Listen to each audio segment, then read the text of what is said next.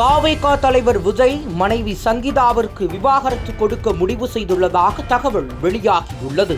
பரஸ்பரமாக பிரிய சங்கீதா 250 கோடி ரூபாய் கேட்டதாகவும் மனைவிக்கு மட்டும் 35 கோடி ரூபாய் செட்டில்மெண்ட் தர விஜய் முடிவு செய்துள்ளதாகவும் தகவல் வெளியாகி இருக்கு. தாவேகா தலைவர் விஜய் தேர்தல் பிரச்சாரத்துல பிஸியா இருக்கிற இந்த நேரத்துல அவரோட குடும்பத்துல குழப்பம் கும்மி அடிக்குது. தன்னோட கணவருக்கும் வேறு ஒரு நடிகைக்கும் தொடர்பு இருக்கிறதா சொல்லி விவாகரத்து மனு தாக்கல் பண்ணாங்க அவரோட மனைவி சங்கீதா. நாளை 20ஆம் தேதி விவாகரத்து வழக்கு கோர்ட்ல விசாரணைக்கு வரப்போகுது. இந்த நிலையில தான் சங்கீதா விஜய் தரப்பு வக்கீல்கள் முன்னாடி பேச்சுவார்த்தை நடத்தி இருக்காங்க.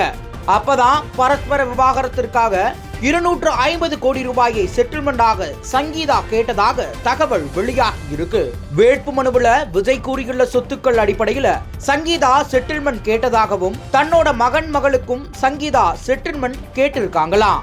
அதே நேரத்துல மனைவிக்கு மட்டும் 35 கோடி ரூபாய் செட்டில்மெண்ட் தர விஜய் முடிவு செய்துள்ளதாகவும் மகளையும் தான் பார்த்து கொள்ள விஜய் முடிவு செய்துள்ளதாக தகவல் வெளியாகி இருக்கு.